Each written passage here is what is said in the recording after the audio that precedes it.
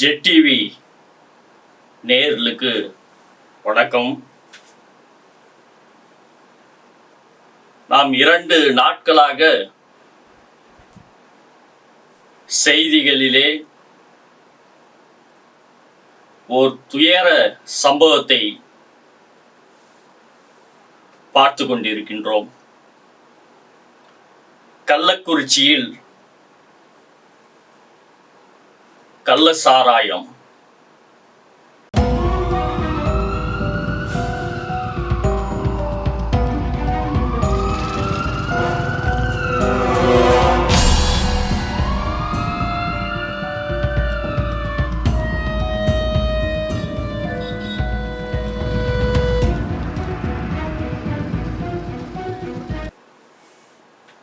கள்ளக்குறிச்சியின் மையப்பகுதியில்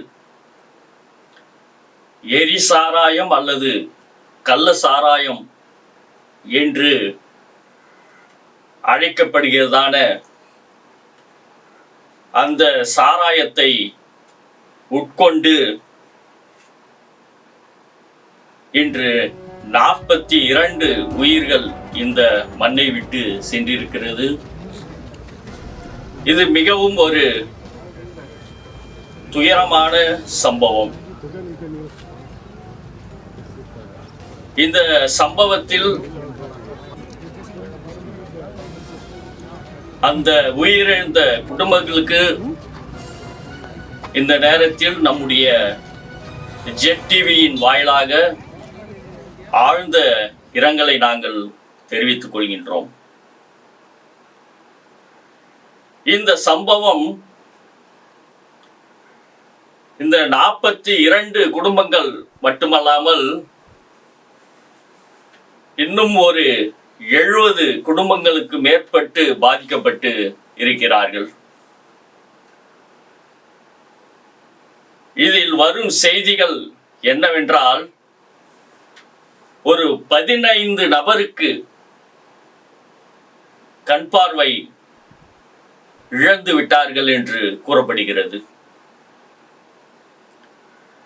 இந்த 42 இறப்பிற்கு மேல் இன்னும் அதிக இறப்பு இருக்கும் என்று கூறப்படுகிறது.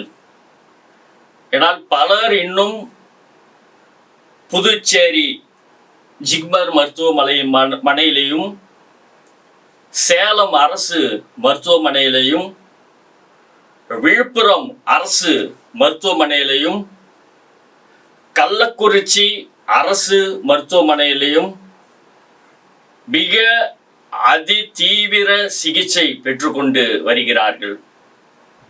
இவர்கள் நிலைமை கவலைக்கிடமாக உள்ளது என்று அந்தந்த வட்டாரத்தில் இருக்கிறதான மருத்துவமனைகள் அறிவிப்பை வெளியிட்டிருக்கிறது. இது மிகவும் கவலையை கொடுக்கின்ற ஒரு விஷயமாக இருக்கிறது. இந்த கள்ள சாராயத்தில் மெத்தனால் என்கிறதான ஒரு கெமிக்கல் அதிகமாக கலந்து இருந்ததனால் இந்த பேரிழப்பு ஏற்பட்டு இருக்கிறது என்று வல்லுநர்கள் கூறுகின்றார்கள். இதில் யார் தவறு செய்தார் என்பது ஒரு மிகப்பெரிய ஒரு கேள்விக்குறியாக இருக்கிறது. கள்ள சாராயம் காய்த்தவர்கள் தவறு செய்து விட்டார்களா, அல்லது கள்ள சாராயம் காய்ச்சுவதற்கு துணை போன காவலர்களின் தவறா, கள்ள சாராயத்தோடு கலக்க மெத்தலான் கொடுத்த அந்த ஃபேக்டரியுடைய தவறா, அல்லது அரசியல்வாதிகளின் தவறா, அல்லது அரசாங்கத்தின் தவறா? இப்படி பல கேள்விகள் பல கோணத்தில் எழும்பிக் கொண்டிருக்கின்றது. இந்த வேளையில நாம் அவைகளை எல்லாம் நம்ம ஒதுக்கி வைத்து விட்டு இனி நடக்க போகின்ற காரியத்தை குறித்து மட்டுமே நாம் ஆராய்ந்து பேச வேண்டும். இனி இப்படிப்பட்டதான இந்த உயிர் இழப்பு 40க்கு மேல் ஒரே நாளில் உயிரிழப்பு, ஒரே பகுதியில் ஒரே தெருவில் பல உயிரிழப்புகள். அவைகளை இனி தடுத்து நிறுத்துவது எப்படி என்பதை நாம் மனிதனாகிய நாம் மனித குலத்திற்கு செய்ய வேண்டிய ஒரு கட்டாயமாக இருக்கிறது. நேற்றைய தினத்துல கூட கடலூரை மையமாக கொண்டு இயங்கி தலைமை இடமாக இயங்கிக் கொண்டிருக்கும் ஆற்காடு லுத்தரன் திருச்சபை ஏஎல்சி திருச்சபையினுடைய பேராயர் மாமறை திரு சாமுவேல் கென்னடி ஐயா அவர்கள் அந்த பகுதியில் நேரில் சென்று அந்த மக்களுக்கு ஆறுதல் சொல்லி ஆண்டவரிடம் இறைவேண்டல் செய்து வந்திருக்கின்றார்கள். அவர் அளித்த பேட்டியில் அவர் ஒரு காரியத்தை அவர் குறிப்பிட்டு சொல்லியிருக்கிறார். கருணாபுரம் என்பது ஒரு மிஷனரி தலமாக இயங்கிக் கொண்டிருந்ததான ஒரு பகுதி என்றும், மிஷனரிகளால் உருவாக்கப்பட்ட ஒரு பகுதி அதுதான் கருணாபுரம் என்று அவர் கூறினார். அங்கு ஆற்காடு லுத்தரன் திருச்சபை ஏஎல்சி திருச்சபையினுடைய பள்ளி ஒன்று இயங்கிக் கொண்டிருக்கிறது. அநேக ஆற்காடு லுத்தரன் திருச்சபையை சார்ந்த சபை மக்கள் அங்கு வசித்துக் கொண்டிருக்கிறார்கள். இப்படிப்பட்டதான கிறிஸ்தவர்கள் வாழும் பகுதியில் கூட இப்படிப்பட்டதான காரியங்கள் நடைபெறுகின்றது என்பது மிகவும் அது வேதனைக்குள்ளாக இருக்கிறது. சரி, போகட்டும், அது ஒரு பக்கம் இருக்கட்டும். இன்று அநேக அரசியல் கட்சிகள் அந்த பகுதிக்குள்ளாக படை எடுத்துக்கொண்டு வந்து கொண்டிருக்கிறார்கள். அதை விரல் விட்டு எண்ண முடிவதற்கே நேரம் நமக்கு இல்லை. சினிமா நடிகர்கள் முதல் கொண்டு அனைத்து அரசியல் தலைவர்களும் அந்த இடத்திற்கு வந்து அந்த மக்களையும் மருத்துவமனையில் சிகிச்சை பெற்றுக் கொண்டிருக்கிறதான நோயாளிகளையும் பார்த்துவிட்டு ஆறுதல் சொல்லிவிட்டு செல்கிறார்கள். ஆம், இந்த வேளையில திருச்சபை சிஎஸ்ஐ, ஆற்காடு லுத்தரன் திருச்சபை, டிஎல்சி, ரோமன் கத்தோலிக்க திருச்சபை, பென்டிகாஸ்டல் திருச்சபைகள், இந்த மக்களுக்கு என்ன செய்ய போகின்றோம் என்பதுவே நம்முடைய கேள்வியாக இருக்கிறது. UELC general secretary reverend doctor Joshua Peter அவர்கள் நேரில் சென்று அந்த மக்களுக்கு ஆறுதல் சொன்னார்கள். ஐயா அவர்களுக்கு இந்த காணொலியின் மூலமாக ஒரு வேண்டுகோளை நாங்கள் விடுக்கின்றோம். அனைத்து லுத்தரன் இயக்கங்களும் சேர்ந்து, அனைத்து லுத்தரன் திருச்சபைகளும் இணைந்து கண்டிப்பாக யுஎல்சி மூலமாக அந்த மக்களுக்கு ஏதாவது உதவிகளை, நிவாரணத்தை கொடுக்க வேண்டுமாய் கூட என்ற வேலையில நாங்கள் இந்த ஜெட் டிவியின் வாயிலாக, ஜெட் மீடியாவின் வாயிலாக யுஎல்சியின் ஜெனரல் செக்ரட்டரி ஐயா ஜாஷுவா பீட்டர் ஐயா அவர்களுக்கு நாங்கள் ஒரு கோரிக்கையை நாங்கள் ஏறெடுக்கின்றோம். அந்த இடத்தை நாங்கள் சென்று பார்த்தோம் கள ஆய்விற்காக. மிகவும் ஒரு கொடுமையாக இருந்தது.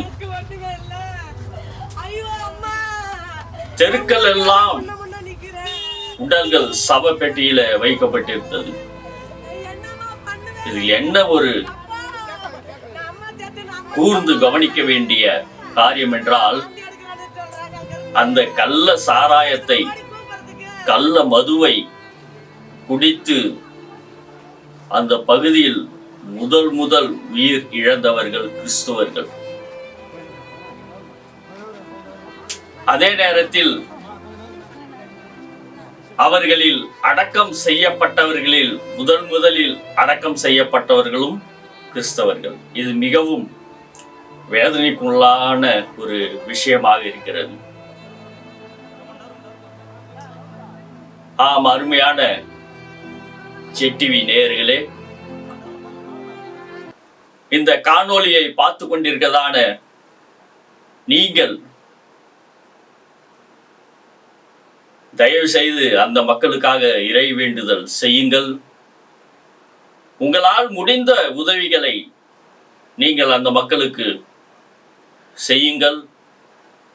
அப்படி உங்களால் நேராக சென்று செய்ய முடியவில்லை என்றால் ஜெட்டிவி அலுவலகத்தை தொடர்பு கொண்டு எங்களிடம் கூறினால் நாங்கள் உங்களுடைய உதவிகளை பெற்றுக்கொண்டு அவர்களிடம் நாங்கள் கொண்டு போய் சேர்ப்போம் என்கிறதான உறுதியை நாங்கள் ஏறெடுக்கிறோம்.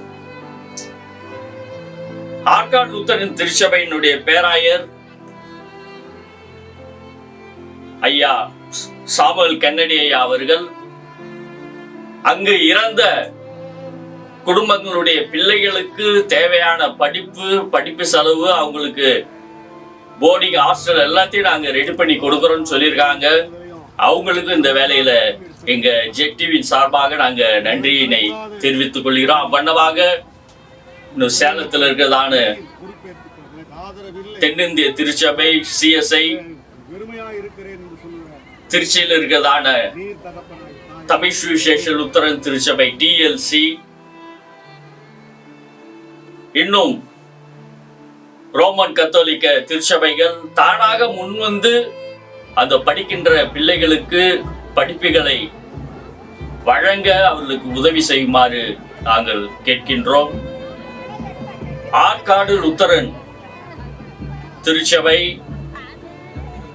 பேராயர் சென்று அங்கு பார்வையிட்டதான நிகழ்வுகளை நாங்கள் ஒளிபரப்பு செய்ய எங்களுக்கு அனுமதி கொடுத்ததற்காக ஆற்காடு லுத்தரன் திருச்சபையின் பேராயர் மற்றும் செயலாளர், பொருளாளர் மற்றும் அனைத்து உறுப்பினர்களுக்கும்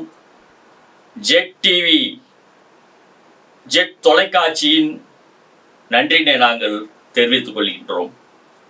தொடர்ந்து ஜெட்டிவியை பாருங்கள், உங்களுடைய ஆதரவுகளை கொடுங்கள்.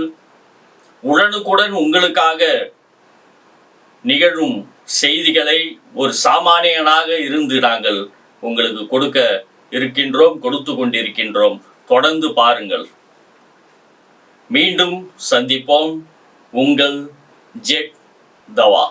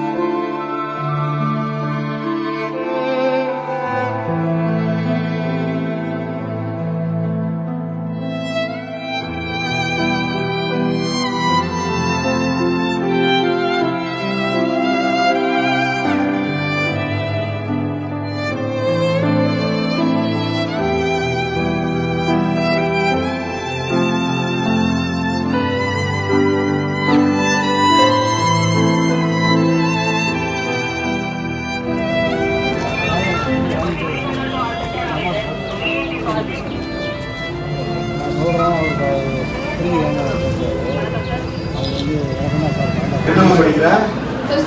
இங்க சஸ்டமா? சேமிட்டியா? பாதிக்கப்பட்ட பிள்ளைகளுக்கு நம்மால் திருச்சபையால் என்ன உதவி செய்ய முடியுமோ இந்த விடுதிகளில் அவர்களுக்கு இடம் கொடுப்பது, மற்ற விஷயங்களை செய்வதற்கான முயற்சிகள் மேற்கொள்ளப்பட்டு கொண்டிருக்கிறது. இவர்களுக்கான ஏதாவது நிவாரணம் கொடுக்க முடியுமா என்பதையும் நாங்கள் சிந்தித்துக் கொண்டிருக்கிறோம். இந்த சூழலில் இந்த நாளை யோசிக்கிற பொழுது காலம் சென்ற துரைக்கன் ஐயர் அவர்களுடைய இறந்த நாள் இந்த நாளில் இப்படிப்பட்ட ஒரு பெரிய துயரம் இந்த மண்ணின் மைந்தர் இறந்த நாளில் இந்த இடத்துல நாம் காண்பது ரொம்ப கடினமாக இருக்கிறது.